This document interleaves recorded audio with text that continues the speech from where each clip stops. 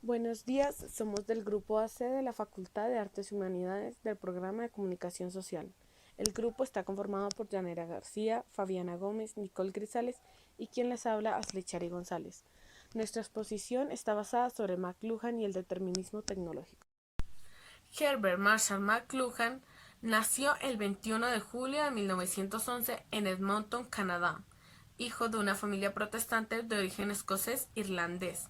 Cuando aún era un niño, su familia se trasladó a Manitoba, donde comenzó estudiando ingeniería, pero culminó sus estudios en la Universidad de Manitoba con una licenciatura en letras y un máster en lengua inglesa. El 30 de marzo de 1937, Marshall McLuhan culminó su conversión a la fe católica y desde ese momento enseñó en institutos superiores católicos. En 1952 obtiene una cátedra en la Universidad de Toronto, donde permanece casi 20 años. De forma paralela a su tarea docente, Marshall McLuhan ocupó otros cargos a lo largo de su vida, entre los que destacan la presidencia del Seminario en Cultura y Comunicación de la Fundación Ford. Además, fue miembro de la Royal Society de Canadá y consultor de la Comisión Pontificia de Comunicación Social del Vaticano. Los estudios de McLuhan fueron pioneros en la esfera de la información, la comunicación, la influencia de los nuevos medios y la electricidad en los cambios de percepción del hombre moderno. Su famosa frase "el medio es el mensaje" se ha convertido en un lema de la estética y las ciencias de la comunicación contemporánea. El teórico canadiense quería decir que la forma en que adquirimos la información nos afecta más que la información en sí misma. McLuhan pasó a ser universalmente conocido a partir de la publicación de sus obras La galaxia Gutenberg y Comprensión de los medios. Para McLuhan, la civilización o aldea global es equiparable a la cultura de la escritura y, por tanto, divide la historia en 4 fases: agrícola, mecánica, eléctrica y tecnológica, que es la etapa de mayor relevancia en su investigación. Marshall McLuhan viajó a España en la primavera de 1975 para participar en las primeras jornadas de radio celebradas en Barcelona, y su intervención costó a los organizadores $500,000 de entonces. A pesar de que consideraba que la electrónica tiende a descartar a los medios de comunicación de la palabra escrita, Marshall McLuhan siempre prefirió el libro, los periódicos y las revistas para transmitir su mensaje, y consiguió así convertirse en un profeta y referente de la era de la comunicación, afirmando que la única forma de controlar a los medios de comunicación es mediante la comprensión pública de sus efectos. McLuhan consideraba que el cambio tecnológico no es inevitable si entendemos sus componentes y sabemos cómo contenerlo y hasta apagarlo para protegernos de él cuando sea necesario. Marshall McLuhan falleció en Toronto, en Canadá, el 31 de diciembre de 1980 a los 69 años. Estefanía, uno de sus 6 hijos nacidos de su único matrimonio, manifestó que la causa de la muerte pudo haber sido un ataque cerebral. La perspectiva de McLuhan respecto a los medios de comunicación social se ha dado en llamar determinismo tecnológico, aunque es probable ver en él también a un visionario. En efecto, cuando McLuhan murió, la televisión por cable aún no era una realidad mundial. Los habitantes de la aldea global poco sabían sobre interactividad, multimedia y videoconferencias. Sin embargo, la obra de McLuhan ha dejado un marco teórico que permite estudiar y comprender la naturaleza de estos nuevos medios que han revolucionado la historia de la comunicación de la humanidad. Marshall McLuhan fue un filósofo visionario. También era un pensador crítico y libre, es decir, que él no se dejaba guiar por los pensamientos que la sociedad llevaba de un lugar a otro, ni se dejaba imponer lo que las demás personas consideraban que era correcto, expresando con todo esto una diversidad de conceptos que a lo largo del tiempo se fueron unificando en frases como "el medio es el mensaje" o la diferencia entre los medios fríos y los medios calientes. Él también llegó a dar una extensa explicación acerca de lo que denominó la aldea global. En esta, él relata las diferentes extensiones que se volverán los aparatos electrónicos en el cuerpo humano a lo largo de los años. Es decir, él tenía claro el pasado, el presente y el futuro de la sociedad en relación con la información en los medios. Su pensamiento era tan profundo que para él el contenido del mensaje no tenía tanta importancia como el gran impacto que éste generaba en la sociedad. Por ejemplo, McLuhan consideraba que una fotografía podía transmitir mucho más o decir más palabras que un guión previamente elaborado por profesionales que lleva un esquema, lleva una preparación, ya sea para una película, para una novela, bueno, cualquier cosa que requiera un guión.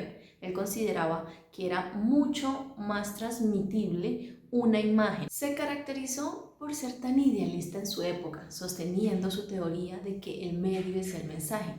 Se puede interpretar de muchas maneras.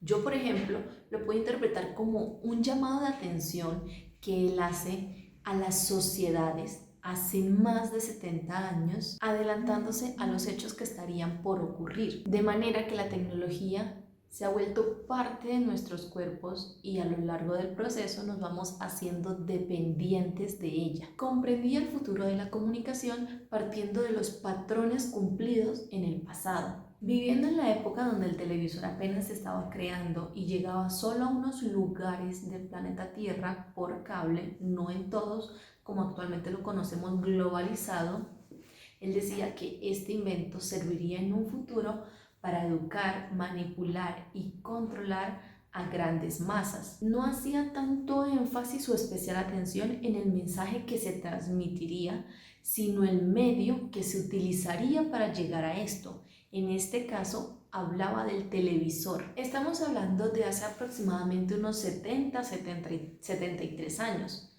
y nadie podía prever o decir lo que ocurriría en un futuro.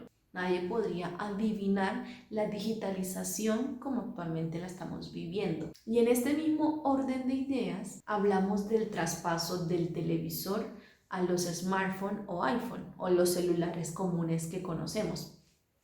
Los jóvenes actualmente no miran televisión, han traspasado esto a un celular, han traspasado esto a las redes sociales o a los videojuegos. Así como habían personas que lo apoyaban y compartían sus pensamientos y teorías, habían otras que no lo apoyaban en absoluto y probablemente esto le generó ciertas personas en contra, ciertas personas que lo pasaban por demente o decían que cómo era posible que un invento tan sencillo se pudiera convertir a lo largo del tiempo en algo que dominaría, que educara y que incluso se volviera un poder político. Como para el siglo XIX se caracterizó por el crecimiento de las democracias y se le fue dando poco a poco el ocaso a las monarquías absolutas, creciendo nuevos pensamientos de izquierda, liberales. Entonces todo esto fue conformando el auge de su pensamiento. Aunque McLuhan se casó y tuvo 5 hijos, al comienzo le costaba mantener sus relaciones, ya que como era una persona tan irreverente, con pensamientos tan libres, las personas se desesperaban por tener al lado a alguien con esa personalidad. Y es que analizándolo como a profundidad se puede parecer a mí, una persona con muchas ideas pero que no sabe cómo organizarlas correctamente, y esto puede llevar a que se divague mucho o a crear ciertas confusiones con metáforas. Al analizar el pensamiento de McLuhan podemos decir que su principal enfoque es ninguno, ya que según él cualquier idea, pensamiento o comprensión debe basarse en un enfoque multidimensional. En conclusión, McLuhan logra analizar los efectos de los medios tecnológicos independientemente del mensaje que éste transmita a la sociedad, trazando de esta manera un panorama de nosotros mismos con las tecnologías emergentes. Yo les voy a hablar sobre el determinismo tecnológico y los medios de comunicación.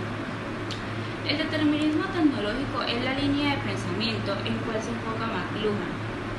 El determinismo tecnológico defiende la creencia de que la tecnología incide de manera directa y positiva en el desarrollo social y económico. Esta teoría coloca la tecnología en el eje central de los motivos por los que se producen los cambios sociales. Es por esto que consideraba la tecnología el factor determinante de progreso y desarrollo de una sociedad. A partir de los 50 del siglo XX surgió una corriente de estudio que enfoca principalmente en cómo la naturaleza tecnológica de los medios influyen en la sociedad. Ahora hablemos sobre los medios de comunicación según McLuhan. Para nosotros poder entender esto, debemos saber que para él las tecnologías son extensiones de los sentidos y órganos del ser humano. Por lo tanto, si las herramientas de trabajo son extensiones de las manos o los brazos y los medios de transporte son las extensiones de las piernas, los medios de comunicación surgen como extensiones de las capacidades cognitivas del hombre, incluyendo los sentidos, especialmente la vista, el oído y el tacto, pero también con la ciencia y la memoria. Por tal motivo, los medios de comunicación, según McLuhan, son tecnologías que extienden y amplifican los sentidos y funciones cognitivas del ser humano.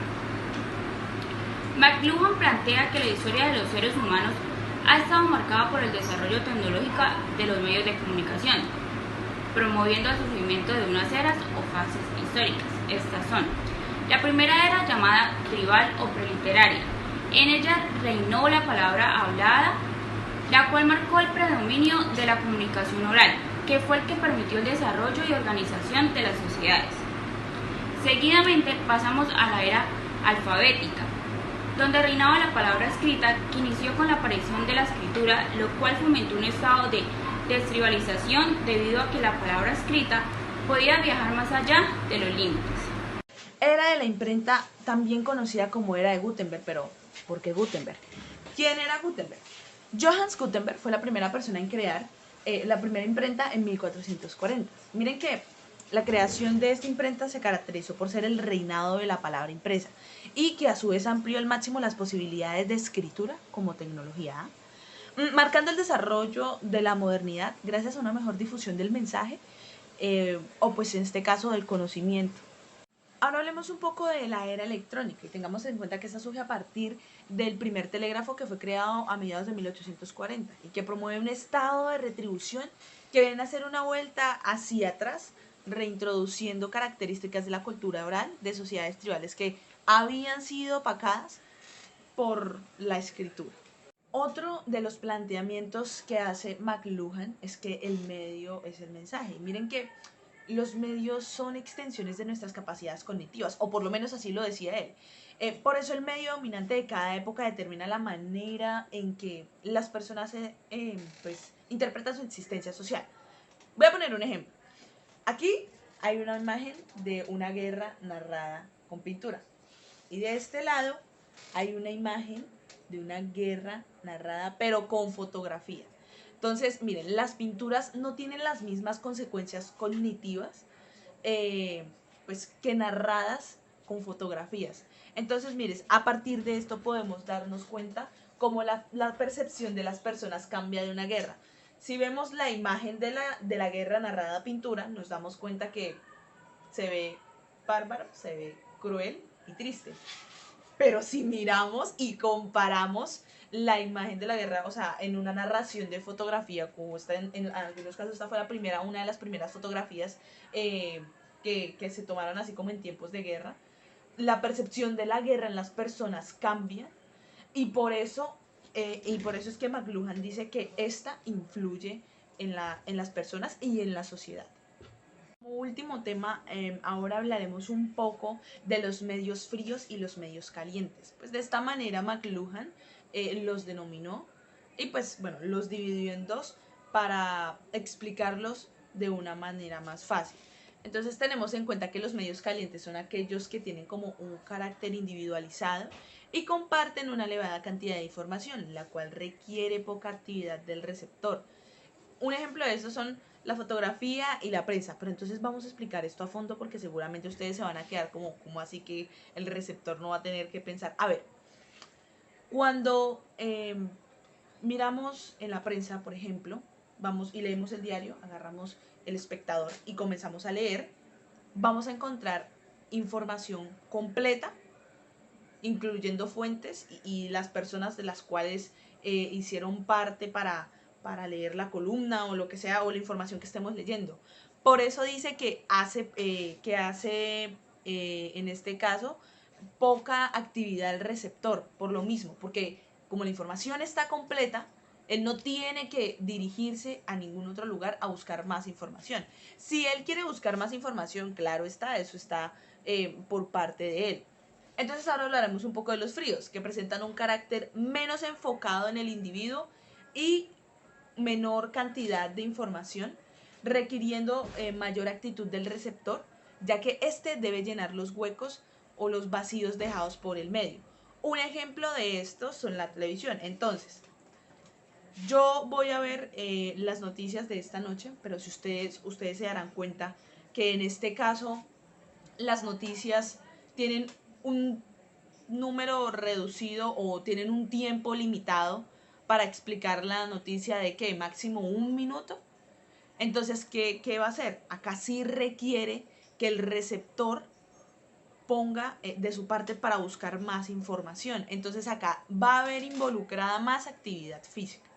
A esto se refieren entonces los medios fríos y los medios calientes.